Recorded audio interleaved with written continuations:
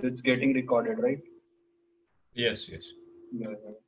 So our first question is like A to I is represented from 1 to 9 and Z to Z is represented like this, like 10, I mean number followed by the hash. We have to return the string formed after the mapping. It is guaranteed that a unique mapping will always exist. So for example, for 10 and hash, we are using J. For 11 and hash, we are using K. And for 1, we are using A. And for 2, we are using B. And so on, like for everything. And S will be a valid string such that mapping is always possible, and only these are the characters which are present in S. Yeah. So what would be the brute force here? Like,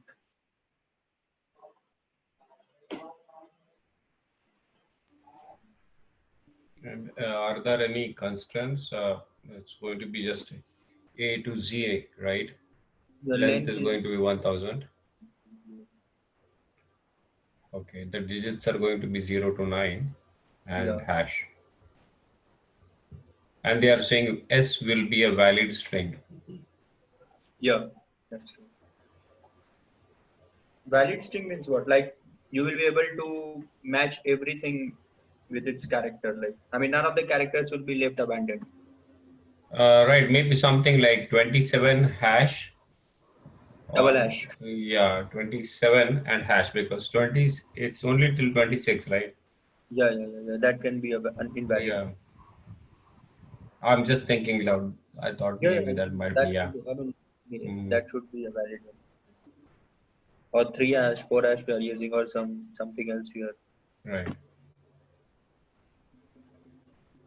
So how should we proceed here? Proceed here? Yeah, so just to go through the string and then look for each and every character and see, because the way they are saying is like you'll have numbers from 0 to 9, okay, and Yeah. then you'll have numbers from 10 to 26, right? 1 to 9. Yeah. Sorry, 1 to 9 and Yeah. 10 to 26. So after every one you won't have any hash. To Yeah. if they are 1 to 9 you won't have any hash, but if you have numbers from 10 to 26 you'll have a hash after that. And if you don't have any hash, it means they are the single numbers, right? Yeah. So if you have 12 and no hash, it means they are two separate numbers. So we'll have to actually go through the string and find something like that. Always look for three letters at a time. Of course, if the string size S size is greater than 3, greater than or equal to 3, And we have to check look what for character is hash or not, right? yeah. So the second index or maybe third character is in hash or not. If it is not hash, then you convert the first two into the normal ones, and then either jump two, yeah, maybe jump just two, right? Yeah, 2. Two or three, yeah, depending on It that depends on ability. 0 or whatever. Like, Yes. yeah. So, but I don't think it's a brute force. That I think will be the normal way of doing it. Yeah, Uh, that's something I think. Yeah. or else if there are some other ways of doing that. Uh,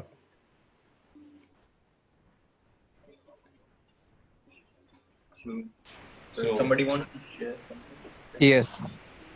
My idea around this is like we will traverse the input string S from the end of it, taking each and everything until a hash we found.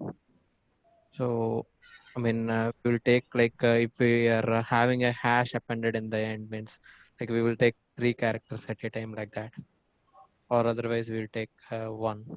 Single character. Yeah. Yeah, Yeah, makes sense. so you're saying that you will start from traversing the the end. string from behind, okay? Yeah. And whenever you hit on a hash, then you'll just say, okay, the next two are going to be with this hash, correct? Yes. Mm. Yes. Yeah, For that in is this the case, one. like, yeah. So until, for example, here when we are moving from 1 to like 2, 1, then hash we found, right? So we will try to sort out the values of 1 and 2 first, and we will add it to the result. Then when we found the hash, we will hit for three character, I mean corresponding next two characters directly until we hit a hash. Mm-hmm. So But in that way, yeah. but at the end, are you going to put all of them in the stack? Because I think they will be the inverted way, right? Yes, I Mm-hmm. mean, Yeah, one way would be to put in a stack, or maybe we then. will be appending it to the result from the uh, beginning like that. In the way. Oh, okay, okay, okay.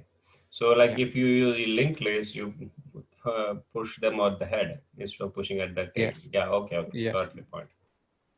Yeah, that's smart way of doing it. Yeah, yeah, okay. So, do you have something to share?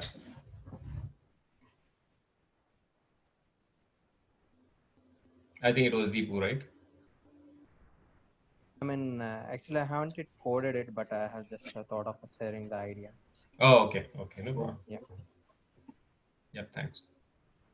So my what I did is like I just traverse from the left only, um, and I marked that if my, like, for example, I have started from this I0, and the third position, which is hash or not. If it is a hash, then I'll just take this 10 as a string and convert it into whatever the alphabet it gives.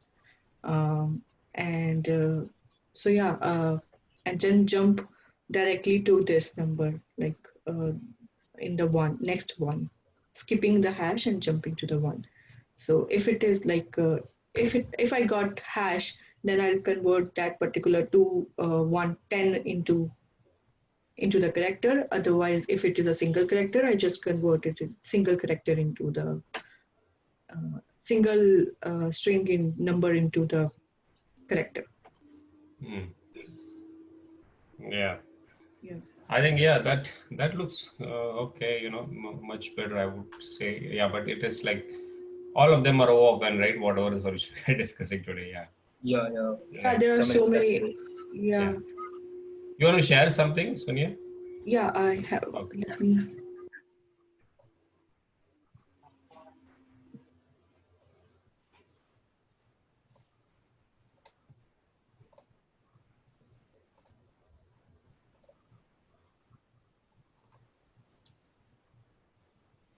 Can you see my screen?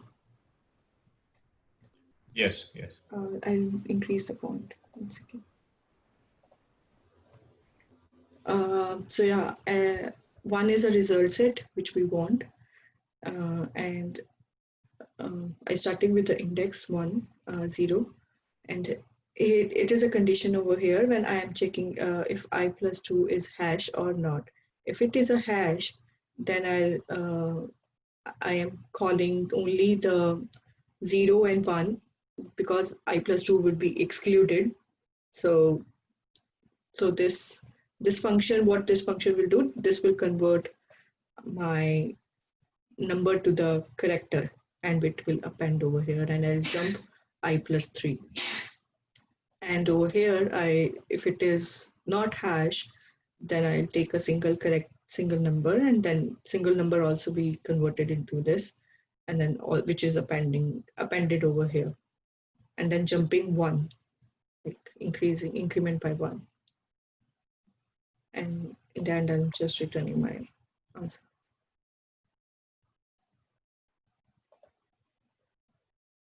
Any questions? Yeah. Yeah. This looks good. Yeah. Yeah. Yeah. One other way is to create a map. I actually did 2 ways. I did it with the map as well. Then I Mm-hmm. thought map would also be. So what map is doing? Map is already pre-computed. We already do that. This is 10 is belong to J or something like this. But this would make more sense. Right. So you're saying that you, instead of actually converting or using that convert function, you just have a map already pre-computed. Yeah, already, if I already have a map, I'll just look up on the map over there, and then, because here you can create a map as like this. If it is more than 9, you will append key as a hash as well, include hash as well, and it will directly take for you over there. This is also like it is not taking an extra memory. So yeah. Yeah, makes sense. Yeah. Okay. Yeah, both are good. Yeah, thank you.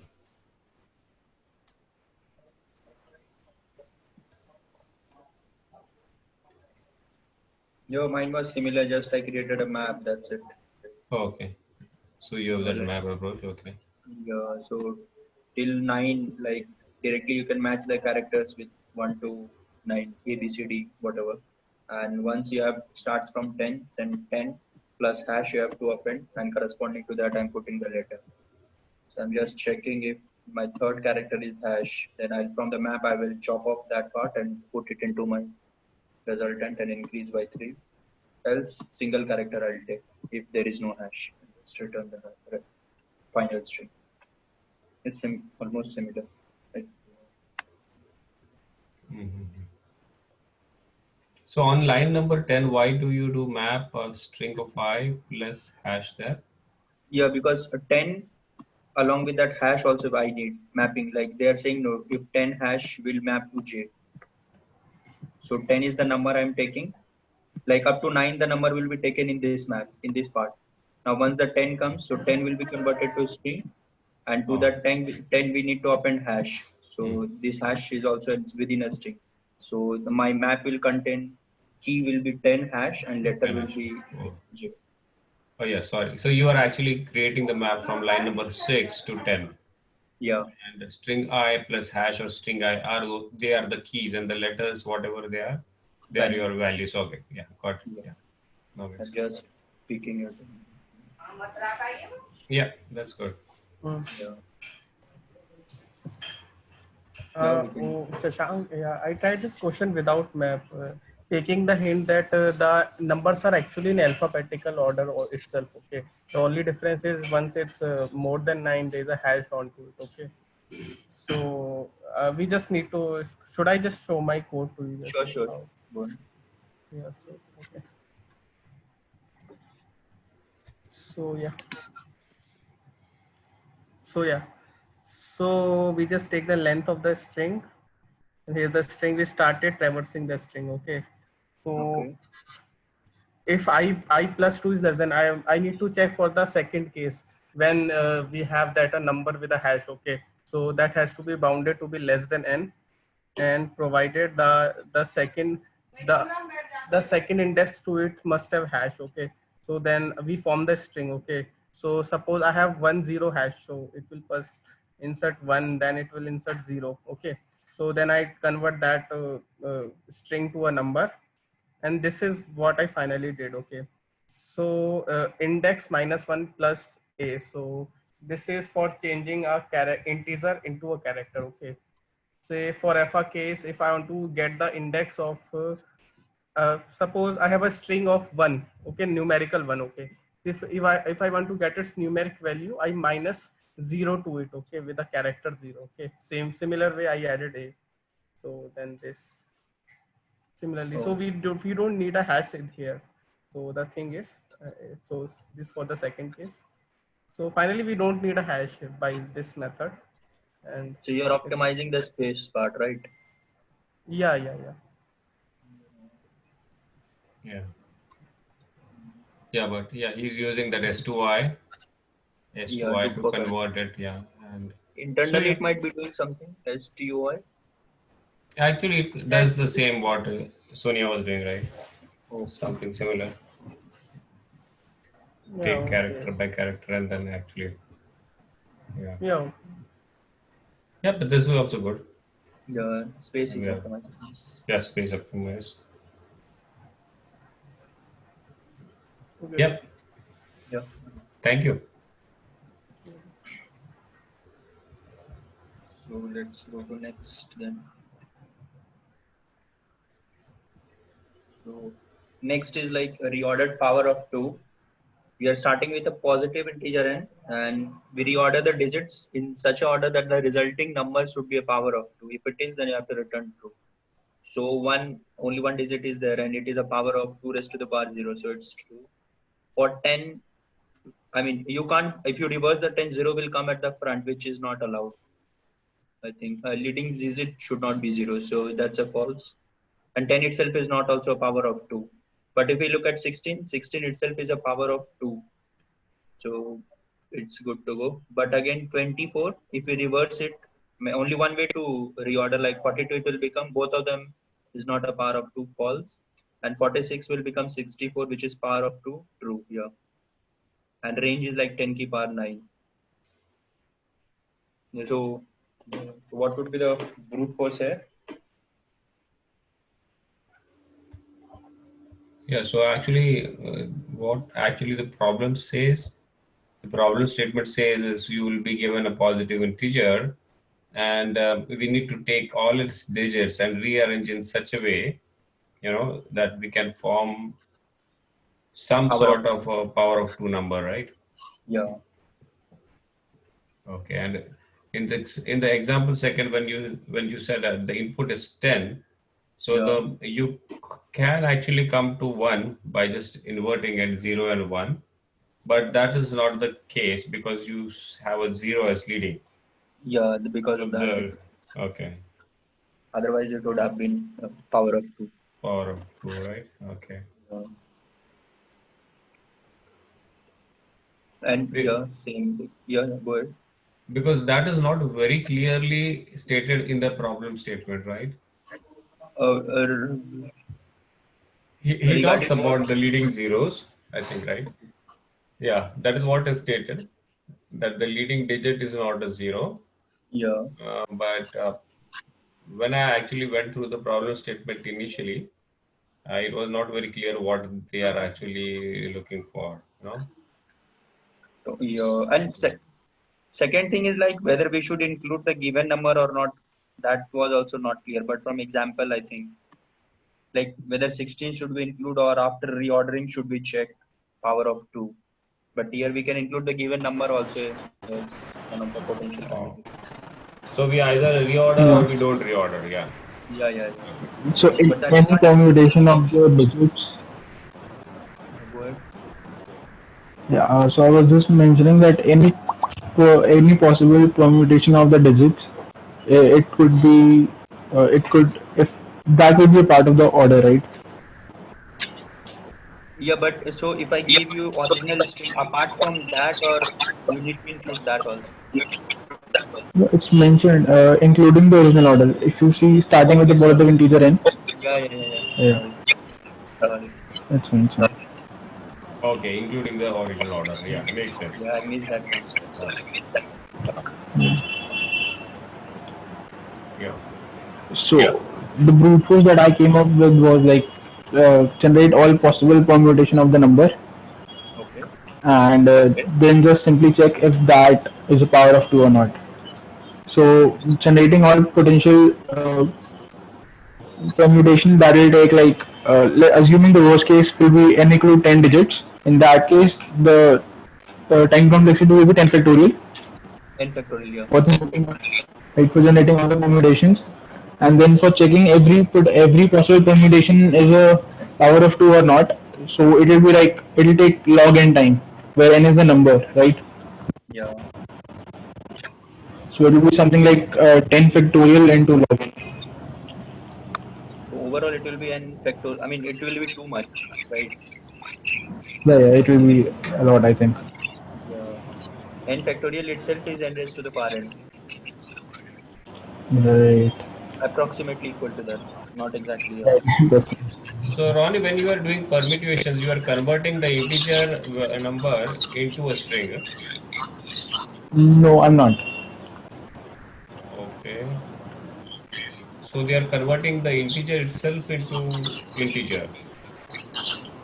Right. So for, let's say the integer is 1, 2, 3, then I'll split the digit, get the digit, put them in a vector. So my vector will be 1, 2, and 3. And then I generate all the possible combinations from that vector. So it will be 1, 2, 3, 2, 1, 3, 2, 3, 1, 3, 1, 2. So let's say the permutation is 312, like the index 0 is 3, index 1 is 1, index 2 is 2. Then in that case, I'll generate the number 312, like integer number. I'll not convert into strings. Okay. Yeah. Yeah, we can do it with converting to string also. Yeah, because I was thinking like Yeah, I was. he was actually trying to Yeah, look go ahead. for the order of 2. Instead of actually doing it in log of n, you could just find out if it is single bit or not. Okay. Right. Yeah. So that is left only, no? Just to add to Yeah. what Ronnie said, we'll also have to check the leading bit, the leading index. Mm. Yeah, but that is a real Right. force. Yeah, but it's very difficult to come up with. At Right. least implement that. Yeah, yeah, but you can do permutations, right? Yeah. For permutation Implementing backtracking, you will use right. is hard. Yeah, for permutation backtracking. Yeah. Yeah. How to improvise that? Like, Do you have that to share, Ronnie? Well, I have like a template of it, but I didn't code it, the permutation and all. I found it a little hard to implement the permutation, and I didn't want to waste time because I was sure that it will throw TLE. Oh.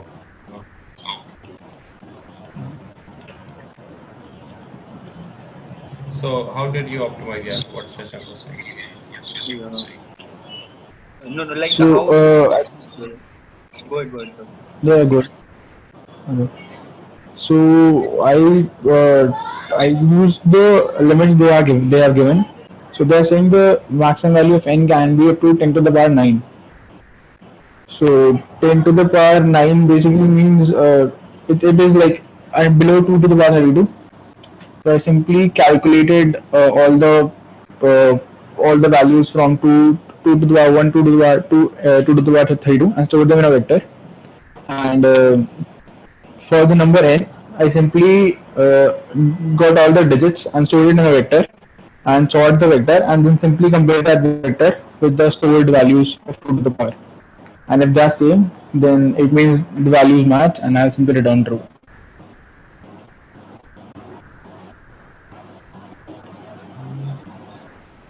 Your voice It is was little bit. Well, yeah. I really couldn't get that. Could you Yeah, actually exactly. draw it on a whiteboard, or maybe you can show your screen? yeah I can show my code. Please, yeah. Should I stop sharing? Yeah, I'll share. Just a second.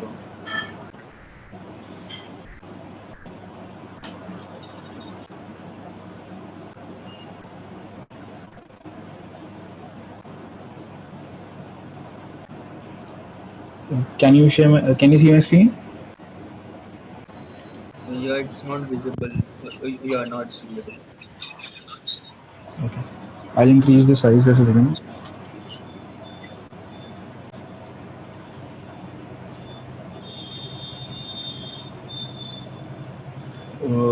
So this is the main function, and this was the brute force I was talking about. So this is the brute force. I simply got all the digits. It's a vector, and I simply got all the digits. So let's say the number is n equal to 4, 5, 3, 2. Then my digits will be as 4, 5, 3, 2. Right. So in this get permutations function, it will return all the permutation for the digits. So which will be like uh, 4, 5, 3, 2, and 2, 3, 4, 5, and I mean all possible permutations. Yeah. Okay, 5, 4, 3, whatever. So then I'll check if that permutation is if it is a power of 2, then I'll return. Otherwise, I'll return false. So this was like the brute force, and in the optimized version. So we know that the maximum number is 10 to the power 9 as mentioned here, right? So I took the maximum number to be 10 to the power 9 and create a vector of power of 2. So this will simply push back all the possible values of all the power of 2 less than or equal to this 10 to the power 9. So this will be like 30 iterations because 2 to the power 31 goes above, if you can see. So 2 to the power 31, it goes like 214, which is like greater than 10 to the power 9. Right. Yeah. So that is why this is. And then I have a function get digits which simply return all the digits, so which I showed above. So if let's say n equal to 2, 3, 2, 4, 3, 3, 4, 3, 5, then it will return a vector of 3, 4, 3 and 5. This is a print function. This is why we can remove this. And now in this on line number 54, I'm just calling get digits, which is this function, and I'm sorting it. So the benefit of sorting is that I can directly compare the vector after that. Does it make sense? Yeah. Yeah. So the time complexity will be, because maximum digits in the vector can be 10, so the time complexity will be 10 log 10 in the worst case. And now I'm simply iterating over all the values in this power of 2 function and calling get digits on that, so that I'll get, so let's say the power of 2 is 6561, so it will give me 6561, and then I'm sorting it. So after sorting it will become 1566. So now I'm here just comparing two vectors. So if these are same, then I'm returning true, otherwise it will return false.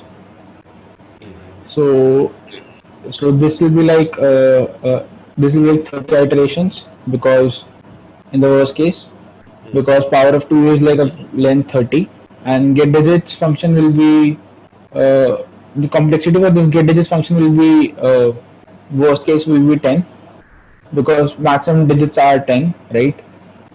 And the sorting is 10 log 10, again the worst case 10 log 10. So this comparing is again 10, because there will be 10 digits in either the vector in the worst case.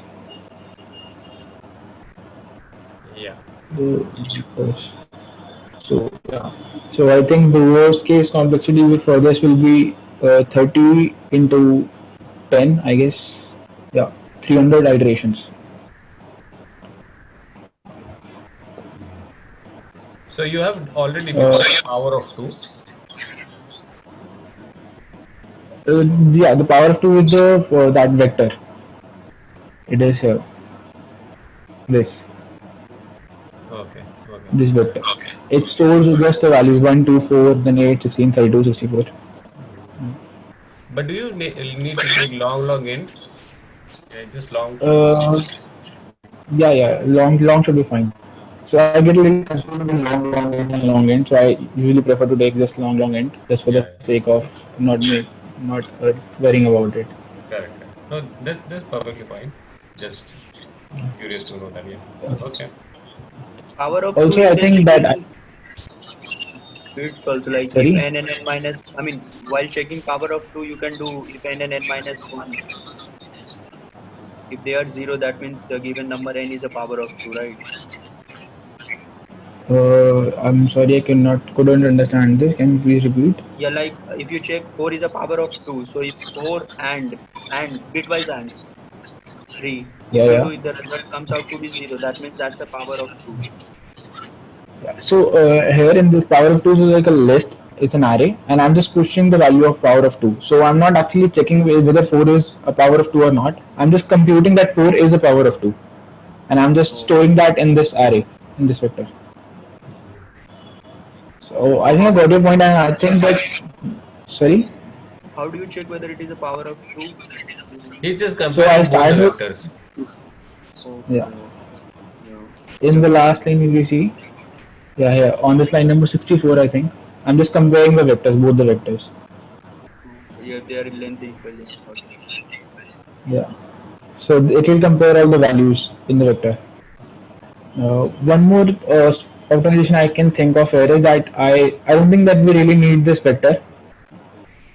We can like compute. We can like create it on this line of 59 loop itself,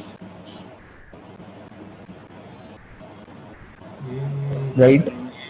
59. Oh, you mean to say on the fly you create for each and every Right. power of 2? Okay. Yeah, that is also possible. Yeah. But in case like let's say currently in this function the value is currently only single value is pushed, right? In 10. So in Right. this a single value is used. So in this particular scenario, I think having a vector will be like having additional space. But let's say we the input could have been like a vector of integers of like hundred and thousand of size. Then maybe having already pre-computed values could be better. Maybe You're right. Makes sense. in that case, maybe it could have been better. Yep. Yeah, that's it. I had. Yeah. Is there any question you shout regarding it? No, cool. Can you read from the sorting part? Yeah, sure. I'll just remove this redundant print statements first. So what I understand is you are making a vector where you're storing all the power of cubes, and then you are Right. filling the digits, right?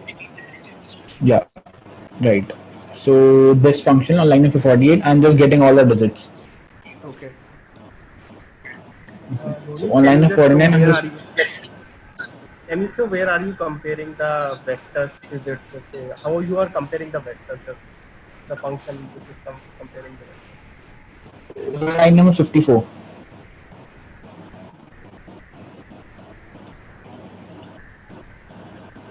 So It is comparing both the way. It's comparing the elements or the length. It's comparing the values. So here it if I have compares 2, both the 3, 4. vectors. Yeah.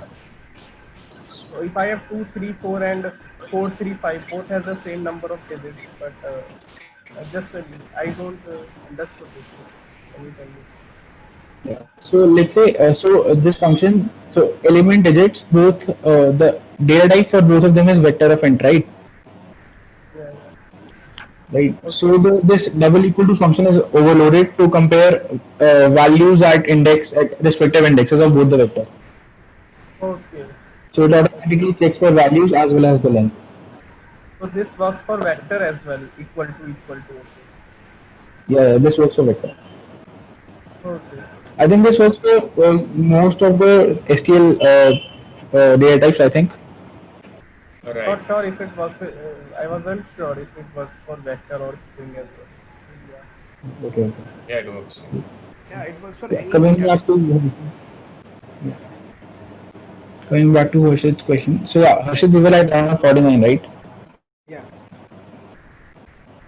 So this will return. So let's say the n is 3, 4, 5, 6. Then it will. Sorry, let me just make it 8, 3, 5, 6. Then it will sort it, and it will become 3, 5, 6, 8, right? So now I'm just iterating over that power of 2 vector. For every element in the power of 2 vector, I'm just getting all the digits. So let's say the number is 6561, then it will return 6561 in a vector of 6, 5, 6 and 1, right? And I'm then sorting that vector, so it will be 1566, Okay. right? And then eventually I'm just comparing both the vectors, Okay. which is like It's the same, then we can obtain that power. Right? right, exactly, right. Okay. So do we have to So worry this will about presence of 0? yeah, I was coming to that. I think that it will automatically handle it because when we are computing the values of vector, like when in this, where are we? Here, on line number 36, if you see, when we are computing the values, when we are computing the values, then it is for sure that it will not have like a leading 0, right? Yeah, right. Right. And when we are creating the digits, like here, even in any possible combination, when we are comparing with element digits, it will automatically ensure that if there is a 0, it will be in the front in the sorted vector, right? Right. So if let's say we take an example of 10, right? So in the 10, the issue was that we have a 0 and we cannot have a 0 1, we cannot have a leading 0, right? So Right. in the element digits we will not have 10 ever. In this power of 2 vector we will not have 10 ever, we will only have 1. So it will automatically, I think, handle that case for the leading 0. Right. So complexity Yes. would be first thing you're doing is you're going through all the powers of 2. Right. So this, so yeah, here line number 36, right? That is that's 10 to the power 9 only, right? 9, sorry. Right, 10 to the power 9. Right, right. Yeah, 10 to the power So 9. the complexity, the complexity is not 10 to the power 9. It just the maximum value will be less than or equal to 10 to the power 9. Yeah, yeah. 30, I don't. Right, But that will be constant, right? Because max you can go to 31. Right. right. So this function, this digits get digits function is like a constant because it will worst case will be, yeah, worst case will be 10. Yeah, right. Like log base 10n. Yeah, and this sorting will again be constant, which will be like 10 log 10 in the worst case, and again 30 iterations here, and then get digits 10. So yeah, But that get digit should be log factor should come, right? Because you are using division. yeah, we can say that in log factor. So the worst, if you say in the log factor, I think it will be log 10, log base 10 n. And log n base 10, yeah. Yeah, log n base 10. My bad. Yeah. By base And 10, n should is it your be base? Okay, you're dividing by 10. Right, dividing right. by number 43. Here, If I divide Sir. also, then right? sorry. I'm confusing different binary. So it's good.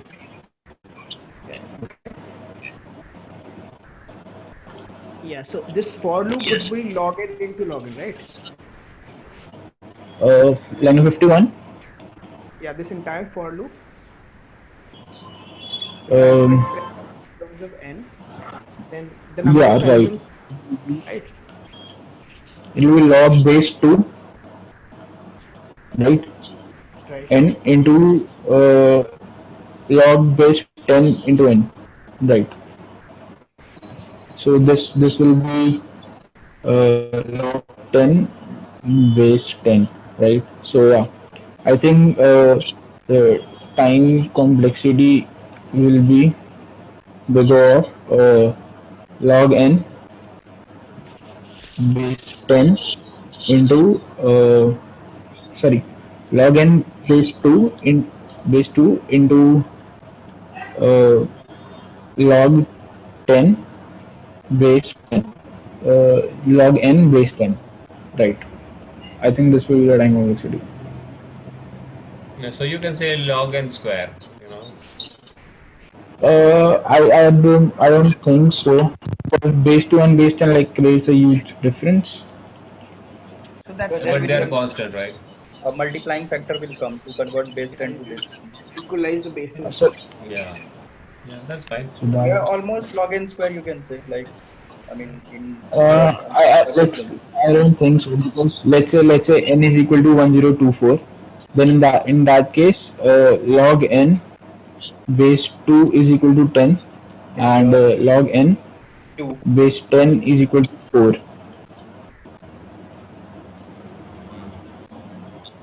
right? So if we increase the number like here, if we take it to, I don't know, 1024 into 1024, then it will become 20, whereas it will just become, I think, 8 or something like that. I don't know, 8 or 9, something like that. Okay. Yeah, that is also fine.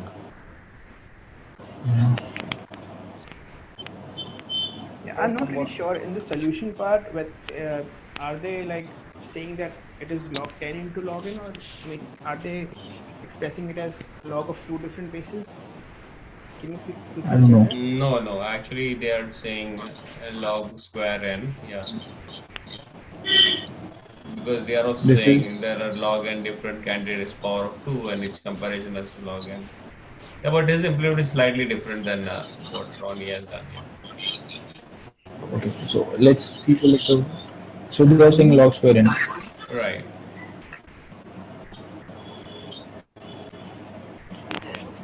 Yeah, someone is saying something. Yeah, on line 53, how is it 10 log 10? I mean, how is it at a base of 10? Suppose, so there are, if maximum there can be 10 digits and we are It will be calling it 10 log sorting. n base 10. So it would be, Does I it mean, make the sense? sorting takes n log n time of Yeah. base, So in base 10. yes. Right. So in sorting takes n log n, right? So in our case, n the worst possible value of n will be 10. Maximum Yeah, value will be 10. right. So that is why I'm saying it is 10 log 10 base 10. But base would be 2, Why no? base 10? Yeah, my bad, my bad, my bad. Yeah, right. Got it? Base 2. Okay, that's why it's squared log n time. Right. That makes sense now. That makes sense. Yeah, that makes sense. Um, log Cool. n square. Good. That makes sense.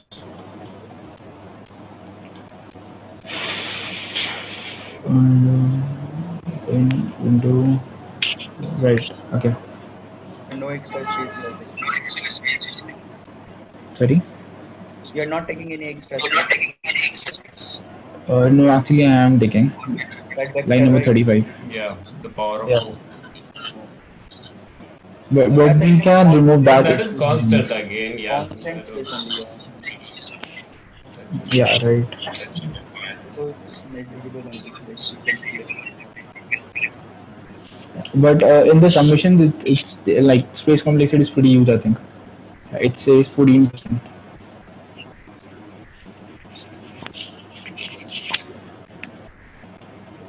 I ATMS think is very there will be a better.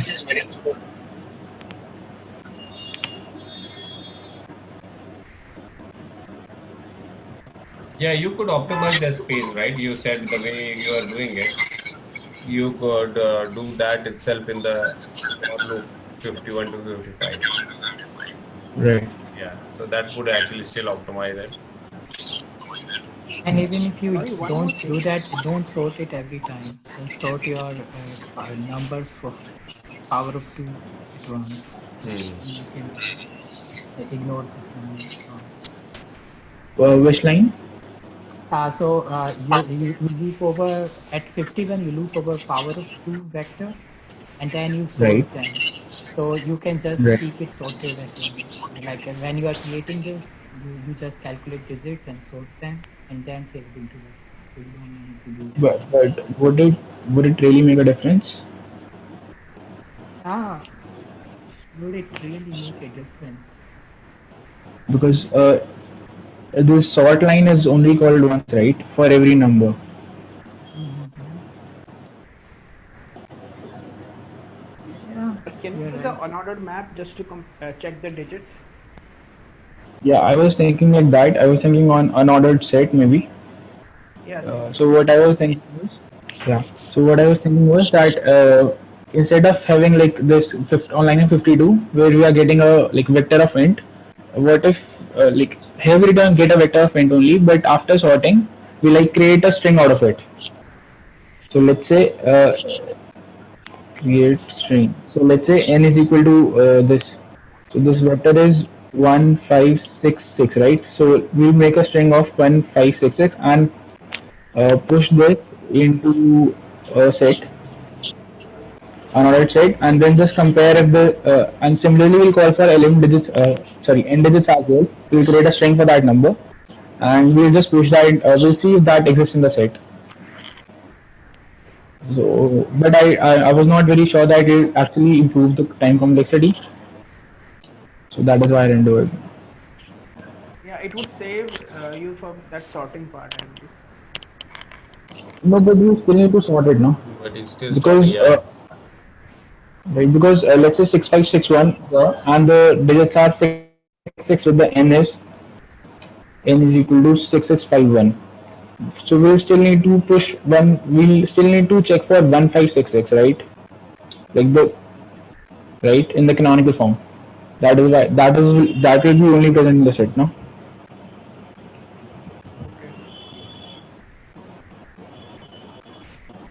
Okay. Right? Yeah. Yeah, I think this So is yeah. this is the good approach. Yeah.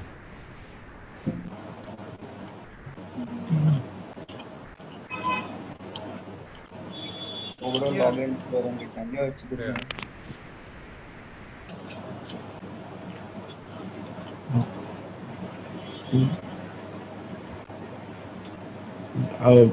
Shashank, you can Thank you. take Yeah. now. Thanks for running. Yeah. Yeah. Thanks, Ronnie. Sure.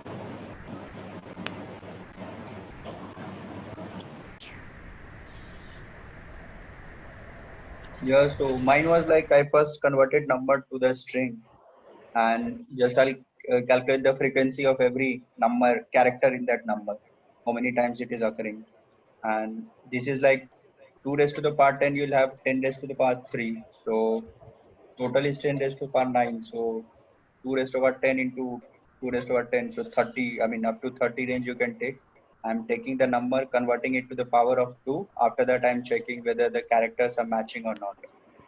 If they are matching, return true, else returning false in this case. So what is this counter function and what it returns? Counter, your counter is like if you take 10, it will say 1 is occurring one time and 0 is occurring one time. Kind of dictionary it is. Mm-hmm. But then Yeah. when you get the C1, what it is printing? C1 will print this only. Like let's say if a 10 is there, then it will print like 1 will be there, and for the corresponding you'll have 1, and corresponding to 0 you will have it as 1. This is the path you'll print. Or the key value pair? Okay. Yeah, exactly.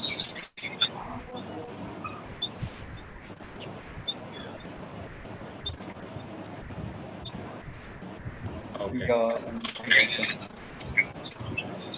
So, like what he was doing, he was sorting it. Instead of that, you are not sorting it. Yeah, I'm You're not just shorting. using the key value pair. Exactly, yeah. Right. But then, how are you going to compare? Because if say like you have one first, and in your other when you are actually on line 7, okay, you have Okay. 0 1 first. Then how does that get compared? It will compare frequency and key with the given string case. Okay, okay. Yeah. Along with the key and frequency, it will compare. Mm-hmm. Okay, then that's good. Yeah. Yeah. Yeah. Yeah. We can move to next Yeah, it's one. a very Yeah, it's less. yeah. Yeah. So we can move to next, right? Sure, I think so. Yeah. Or anyone if has. So in the meanwhile, I can put. Yeah.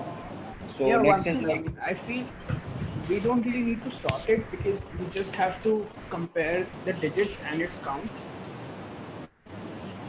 That sorting yeah. can be, Yeah, actually, Ronnie's implementation was that.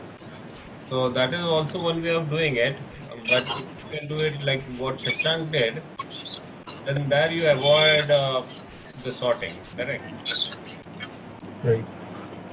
yeah. Either way, like the purpose of sorting was to ensure that all the number of all the same numbers they come together. So yeah. That's correct. Yeah. So or else you do a sorting or you create a frequency map. Yeah. Right. Yeah. But if you create a frequency map, then you are actually taking more space. Yeah, but like the worst case possible will be like space will be 10, right? So I don't think it will really matter. It will be a constant space only. Hmm. But you'll have to still go through the map, iterate through it, and because internally this function is doing counter whatever is showing on the screen. Right. Can you please share your code on Discord? Okay, sure. Yeah. Yeah, we can switch Thank you, to sir. next. Yeah, move. Yeah. Sure. This one is like we have to swap the adjacent in the LR string. So a string is given which is composed of LR and X characters like this, and move its XL to X or X. And start string is given, ending is given. We have to return if there exists a sequence of moves to transform one to other.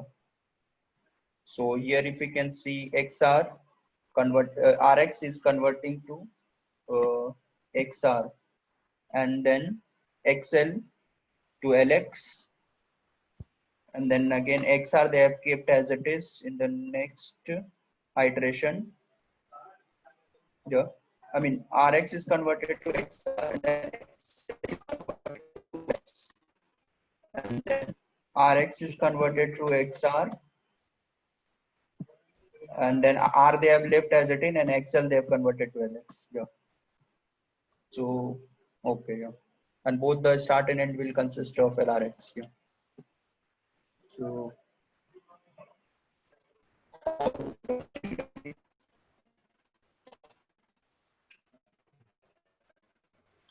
Yeah, Shashank, you are breaking in middle, oh, but yeah, sorry. but that's still fine. So, Yeah. what it comes to, like, if you the string will be always be composed of RX, LRX, that is fine. But when you say that the occurrence, we just have to look for XL or RX, right? Yeah. If it is XL, you can convert to LX. But if If it it is is LX, RX, you don't want to convert. exactly. Yeah. And if it is RX, you can convert to XR, but you cannot convert the other way from XR Other to way around. RX. Yeah. Okay. But they haven't mentioned that, right? This is what it Yeah, clearly says, A move consists of either replacing one occurrence of XL with LX or replacing one occurrence of RX with XR. So that is what the rule is. okay. So because I was going through some of the discussion when it says XL means you just consider people standing in the queues, right? When if you're standing on left, your X means it's an empty space. Correct. So L should always be on the left side. Of X. Yeah, of X. And the same with R also. So R should always be on the right side of X. So if it But is there the is reverse inherent way, meaning for that L and R. I'm sorry. I mean, there is inherent meaning of L and R with respect to L. So simply they use like L stands for left, R stands for right. Right, it is that way, right? Because at the end, when we want to convert the string, we just want to reshuffle everyone in such a way that you get to LR or XR or LX, right? Yeah. So if we consider two digits, two letters, so L should always be on the left side and R should always be on the right side. So, but here it's not mentioned anything like that, right? But looking at this, the replacing occurrence, whatever the rule is, it says that way, right? Because if you look at the end, any end statement is well formed. If you have XR, in the example it says for end it starts with XR.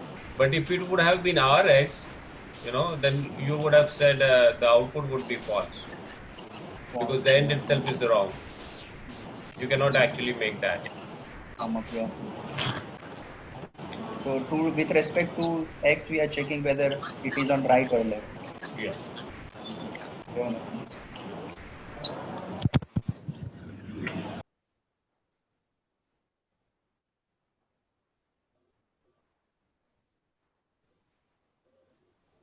So here, what should be our brute force? Oh, yeah, brute force. Should we take pair of strings and then?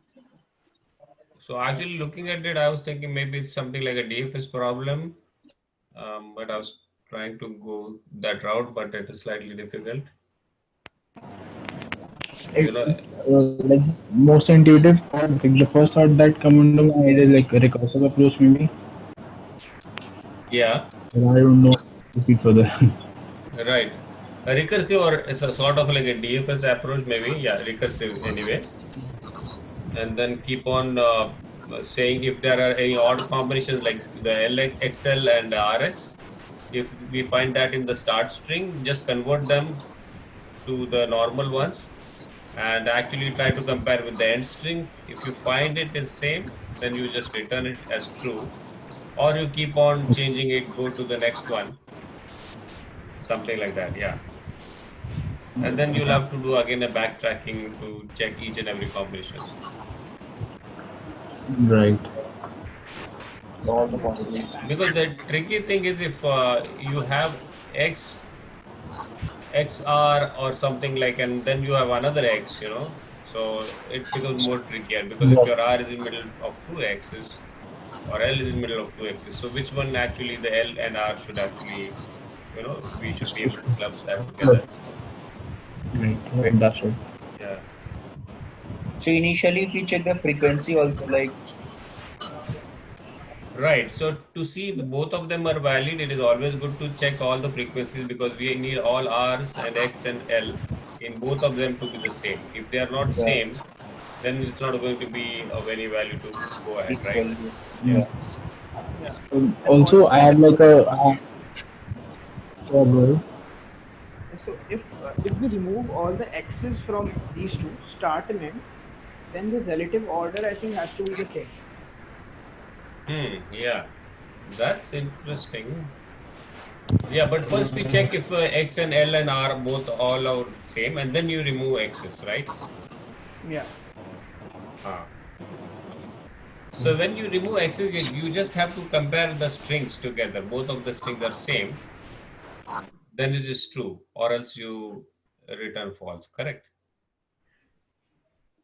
Yeah, but what is the significance of removing X? Like, what benefit you are getting?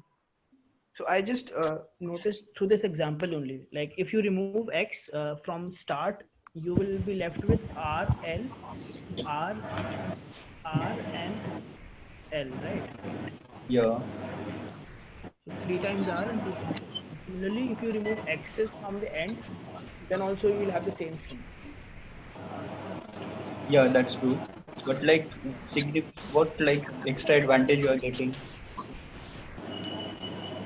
Oh, but you are able to compare it very quickly. But one, but one thing, Harshit, if your end is not well formed, okay, in this case, if you have XR, you're starting with XR, but if it would have been, the end would have started with RX, in this case, it should return false, but in your case, it will return true. Right. One corner case it is. Yeah. So either I think. Yeah, I think he meant. I think he only meant like an additional check, maybe, and not like a only deciding factor. Okay, so you are trying to say that we actually do an additional check on the end to see if it's well formed. Yeah. But in that case, you never know like where your X should be. In some case, it might be like that. That means you already know. And Santosh, I didn't understand your analogy for that people standing in the queue. Oh, yeah, that is what they were saying in one of the discussions. Like LNR means left and right. If you have people, you can say one person is on the left, other person is on the right. So if you have LNX, means you have one person standing on the left and the other spot is empty. X means an empty spot. Just consider that way. So X are also the same. With respect to what? Like in a queue or in a line? Yeah, so it'll just take two elements, two letters, and just say if it is RX, it means that you person standing on R and the other person standing X is an empty space. So always take two pairs, a pair of two letters. Okay. Two consecutive ones, yeah.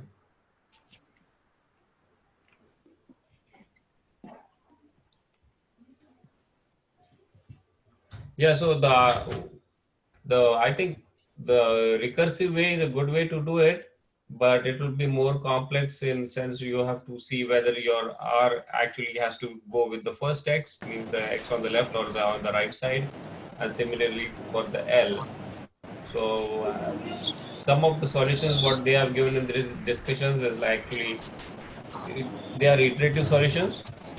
You know, actually you go and first eliminate all the x, and then you have pointers pointing to the r or l, whatever the thing, whatever the positions you are. So you actually iterate through start and end together. Okay, in this case also, like if you have pointer on in the start, if you have pointer on start and also pointer on x of the end, then you just move the pointers till you are actually removing all the x's. Okay, and then when you are at position as the way Harshit was saying, you just see if both of them, as you're like just removing all the x's, you know. So just to, I'll just So try to explain We here. can check Yeah. the indexes of them as well. Yeah, so if you start and I equals 0 for start, okay. And if I start j equals 0 for end, okay. So what I will do is I will actually go with the while loop for I and j and see if they are x's, okay. So if both of them are x's, I'll just, you know, move my pointers. So in the, so yeah, in the start case, my I is not x, 0 is not x. So I'll just keep I is there. But in j, my x, the first index, first element itself is x. So I'll just move by 1. So j will be 1, right? So in this case, I just compare the value of r and the value of r here. So if they should be the same, if they are not same, it means that I cannot actually form this string, right? I cannot convert this string. So that is one check we'll have to do, and then I can keep on doing this. So in the other case, like for these two cases also, we'll have to look for, you know. So we cannot have this case, okay, for the end, okay, and this case for the end, right? So again, if we do comparisons for if we are actually at this position, uh, if we are at L, so your I should always be lesser than J, something like that. If you are, because if you are at this position, so I should always be lesser than J. Or if you are at R, then your I should always be greater than J. Yeah, other way, you know. So actually that is what you can actually avoid, those corner cases. And then you will get, and keep on iterating through the whole array. So what Harshit was saying, exactly it is the same, because if you remove x's, you can compare all the R and L. But when you are comparing R and L, you'll have to be very careful with XL and LX, right? yeah. Same with RX and XR. So that is one way of doing it. So yeah, so it will be order of n only, right? Both the strings you are iterating at the same time. It is order of n, but yeah, but coming through the solution was, yeah, I couldn't come through that. I just looked at the discussions, but I had to understand what they are doing. Yeah. So yeah, it looks like it's O of n. Yeah, at this one, yeah. But I was trying to find out how best I can actually find out if I'm able to implement it. So the way Ronnie was saying, if you could go for the recursive approach, that is a more intuitive, right? But I tried with the recursive also, but it was not so easy. So recursive would be like r plus length minus. Recursive, actually, you know, what you do is every time you don't consider end, you assume that end is correct. Okay. So you start with the start, this one string. So always take two letters first. So in this case, you have an R and X, right? So the first value. So if you have an R and X, you look for if R and X is the right one, or if you want to convert it to X and R. Okay. Same thing you do with the second one if you have X and L, the second position. So in that also, if you say if X and L is in the right, or if L, it should be L and X. Okay, so then you actually, if it is R and X, you have to convert to XR, correct?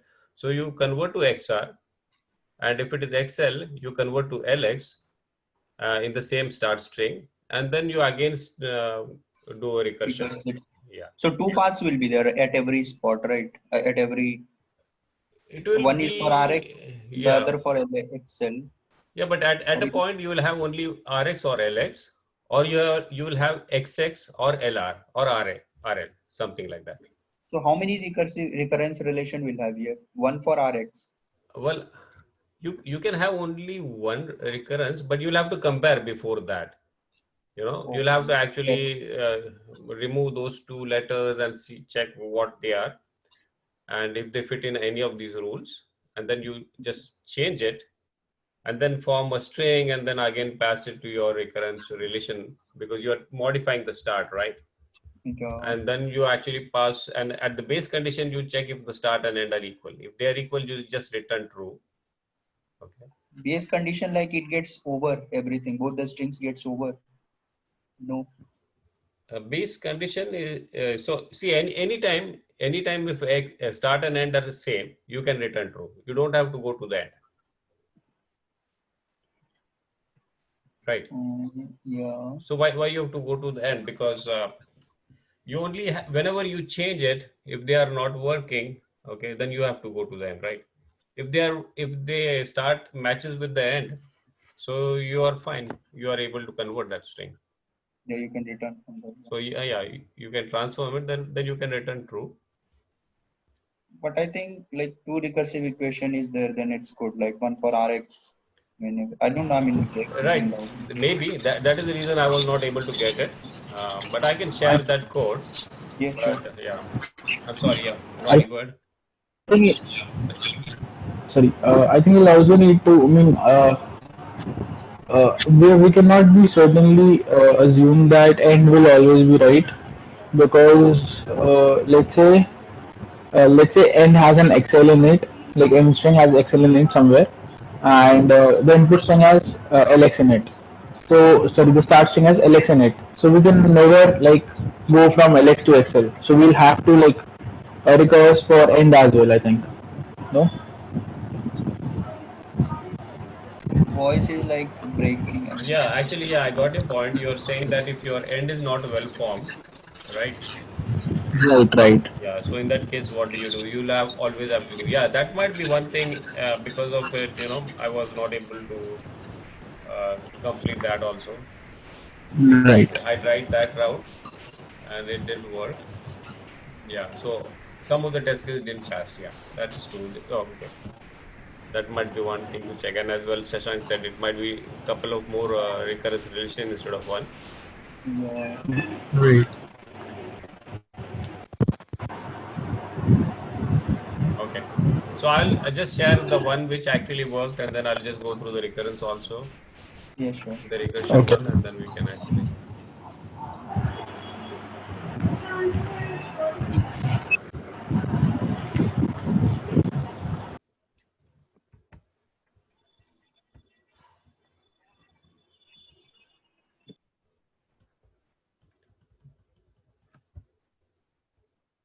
Yeah, you can hear me, right? Yeah, yeah. Okay. So this is the one actually worked, and the way we are discussing. Okay. So you're actually just going through start and end, and just looking for x's and just counting their values. If x is great, if you find an x in start, you just increment. If you find an x in end, you just decrement at the end. If it is not zero, because if the x's are not same, it means it's a false. You cannot transform. Then you have two indexes which start with I, J, and both of them actually run to n.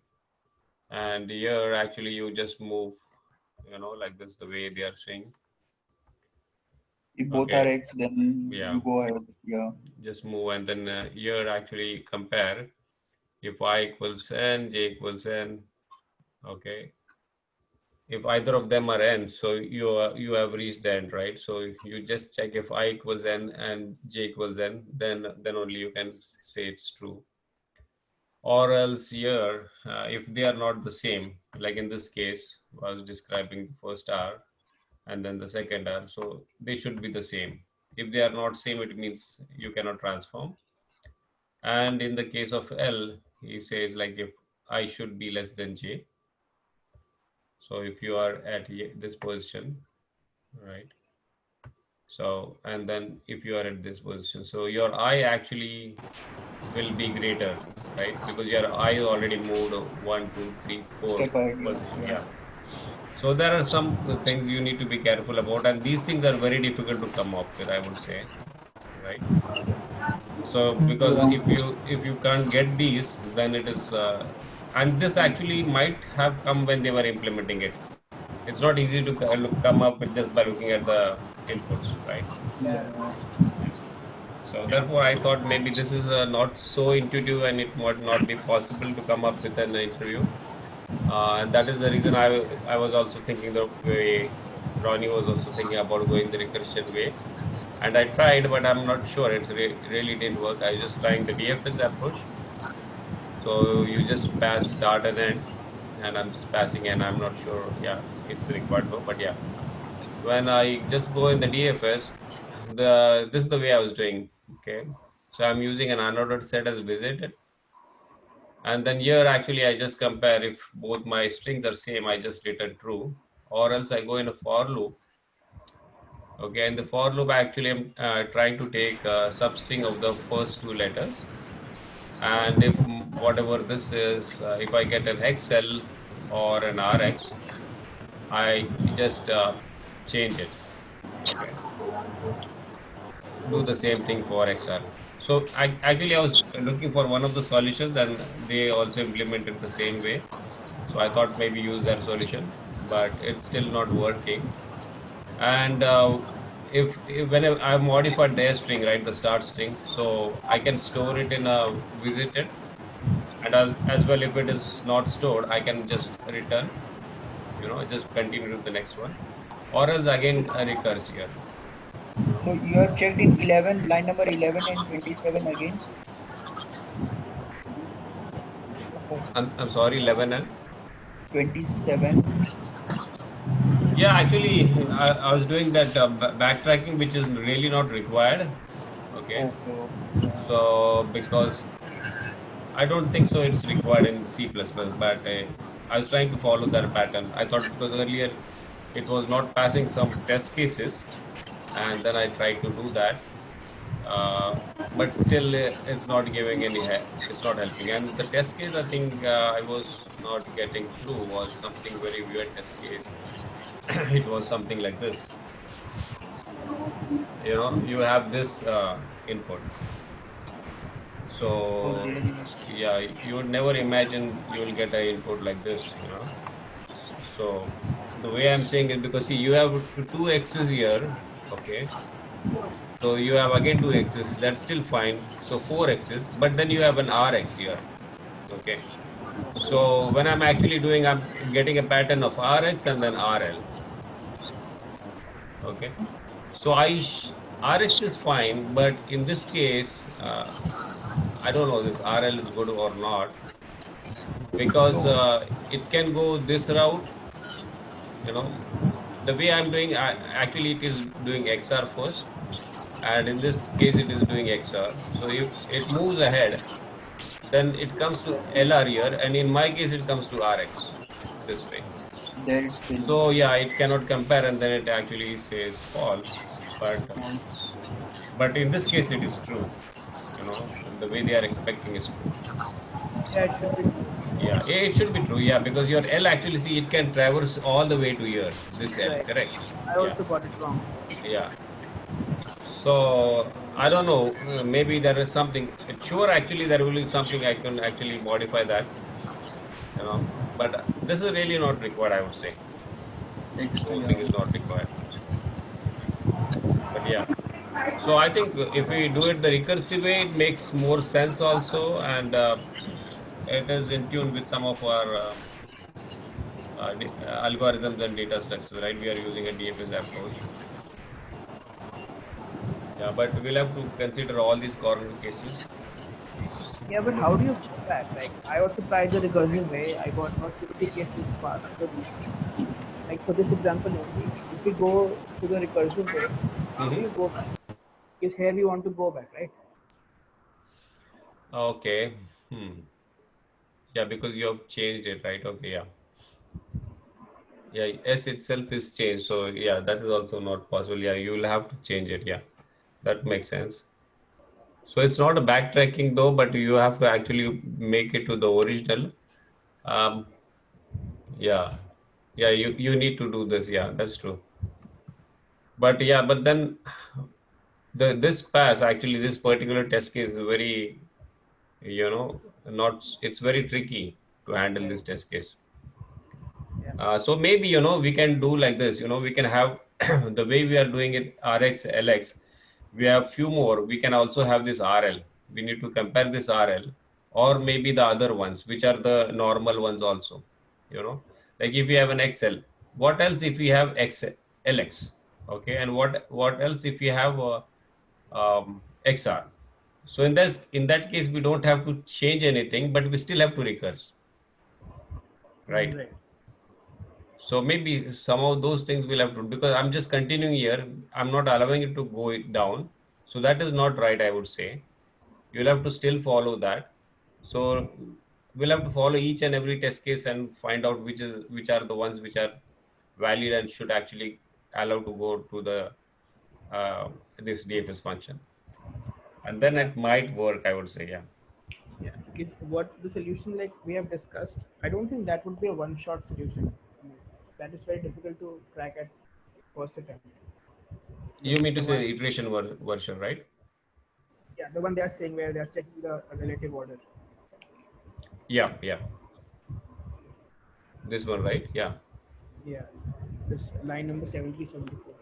Yeah, it's very difficult actually to come up with these two conditions unless you actually go and traverse. Maybe if you do a whiteboarding, you write all those two things and keep on having an index, keep on moving them. It might click, but looking at the stress and all the pressures in an interview, I hardly doubt. So the recursion would be a good way to go, I would say. Yeah. Maybe I'm wrong, but I'll try to find if I'm able to get through this, where you have given me inputs, and see if it's possible. Then if it's possible, I'll just let you guys know. Yeah, but that one was good, that linear one. I mean, comparing both the strings simultaneously. Yeah, This so one. this is good as well as what Harshit was saying also makes sense. You just remove all the x's, X, yeah. yeah, and then just compare for that string. But before that, you just have an additional condition, the way Ronnie was saying. Just see if the end is well formed. So So if we sort both the strings and check whether they are equal or not, will that work? It won't, right? no, it won't, because ordering is important, right? But I don't know, somewhere they're using if sorting of sort of start not equal to sort of and it will return false. Not sure. If you But I can don't come know. up with that, yeah, we can go through that. No issues. Like on what basis? I don't think sorting would work because like from XR we can move to RX, right? But we cannot go backwards. Right. Yeah, that is what Had also I we was thinking. Yeah. had we have the option for going backwards as well, I think in that case it will be like very simple. Just sort it and just compare. Yeah, in that. Mm. Again, yeah. But ordering is also important, so I don't think sorting. Mm. But we are changing the orders from No, we past. are changing orders to match the output, right? And we are transforming it in such a way that the RX and LX orders, they don't mismatch. That is Okay. what the rule is. Yeah.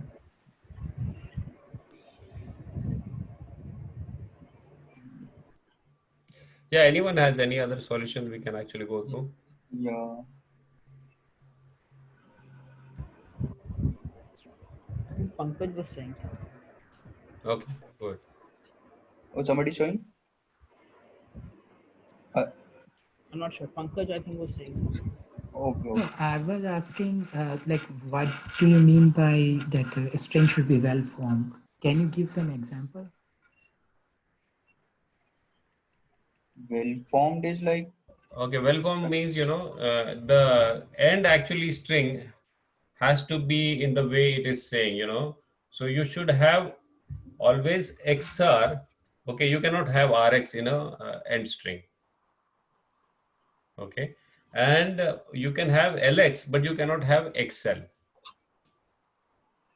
So if you are actually splitting the string in a pair of two letters, Got it. Got it. yeah, So you can't split between X and L. So right, cause, yeah.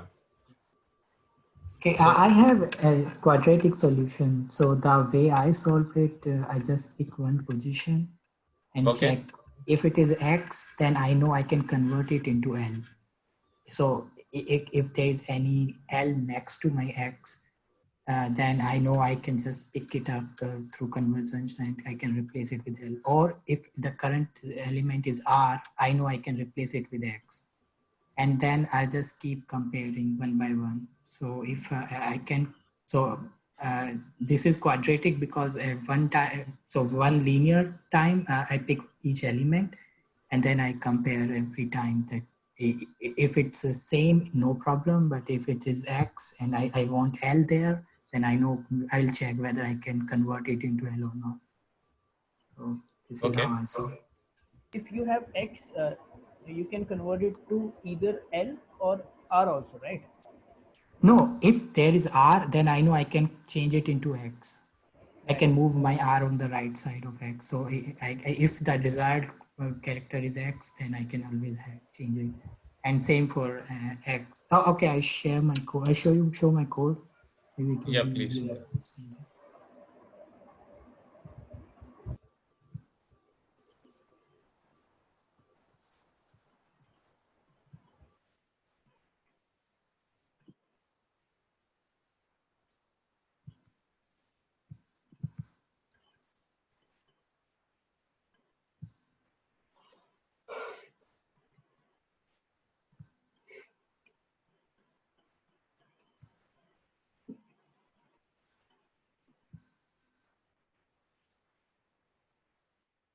Can you guys see my screen? Yes. Yeah. Okay. So Could you increase what your I was font, talking. please, Pankaj? Oh, okay. Yeah, thank you. So I was saying this is the outer loop, and for each element, I check if they are not same. I check if it is L, if it is X, so I know I can always convert it into L. If I want to do it, then I just check do I have L on my or on the right side of X, and if there I swap it. And if I can't find if I don't find any L there, like in such cases I break. And if it is R and desired character is X, I can always have X. Just check whether is there any X on the right side. Then I get it. And after these conversions, if I still can't match those characters, I return false. And if this loop continues, that means up to that point, I am able to match my characters. And if I complete this loop, I return true. Can you put an example? Yeah. So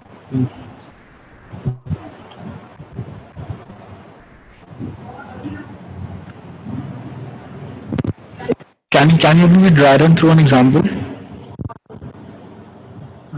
okay. Suppose on this.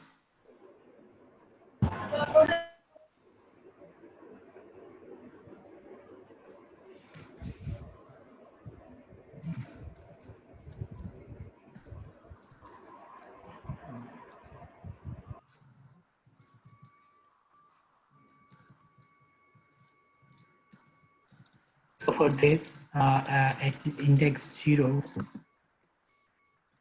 the characters are R and X, right? And they are not equal.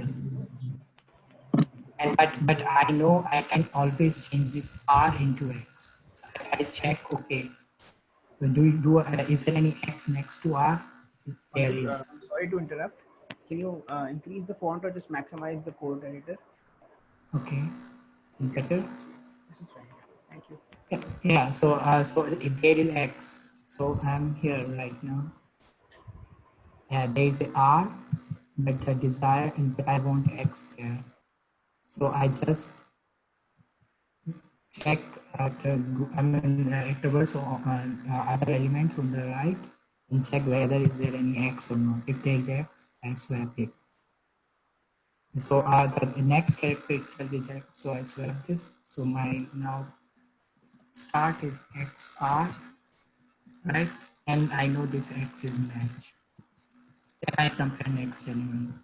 This is I1. Now they are and are, they are matched. So this is matched. Now these are the remaining one. Now I have X in my start and L. So I'm at this case where I know that I have X and I want to convert it into L. And again, I check on the right side, is there any L which I can swap with. So this is the next one then. So this is how I'm doing. So I swap this X and this is also here. Now this is and this also matched. So now now you can just Right, yeah. So actually you try to compare with the end. You'll try to look up whenever you hit on a R, you try to compare your end is X or not. And for the L, yeah. yeah, because we That have makes only sense, yeah. these two conversions, right? Correct. So Right. if there's X, I know I can always change it into L. Or if it is R, I can always change it into L. And no other conversions are allowed. So I just check for them explicitly. Right. Yeah. So that, yeah, I think the linear solution is great, of course, but this is complicated. Can you please run this with example that Santosh took? Like the test case in which Santosh was yeah. getting error. Can you share the example in the chat? Sure, I'll do that. Because I think in that case you have to go a lot ahead and then traverse back, right? So I think maybe we'll better able to understand with that. Yeah, I think that checking the entire right part of the end string is instead of that. Yeah, but yeah, I've shared that. But the way he is looking for those end values, that might actually, yeah, It's this be easier, yeah. where end of I is equal to L and start of I is equal to X. So which case would this be? The first one. So I think there is I no think choice up to this point, right? Right. Yeah. Right. Because R also will go. and R also do. Yeah. Now here, right? So I get X. So this is my start. And I have X and I want L here. So I am in this. I am here. The start is X. I want L. So I just check on the right element. Is there any L? And then I go to I have L here. I swap this L with them. Oh. Okay. Yeah, it goes all the way down. Right, yeah. Oh, makes sense, yeah. Because that is the reason you have that for loop on line 10. Yeah. But yeah, your solution is great. I couldn't come up better than this. This was much more understandable, I think, than the linear solution. Absolutely, and it's very beautiful, yeah. One thing, why do you break you have a break condition, right? Which line? How do you this line number 19 or line number this one? Yeah. Line number, so problem is suppose okay. If you have not well formed ones, yeah. Yeah, it's the same. So we are here, right? So I'm here, and so there is R before this. Okay. Right. So I can never. So the condition is L should be next to X's, and the same for other things. Because you're looking for R and then you get hit an L, so that doesn't make sense. Exactly. So you can't pick this. So that's why that means you can't match it. So voltage and get from So here. there is no option to percolate that L to where Yeah, we want right, to right. give us that R as a barrier. Right. Did the solution pass?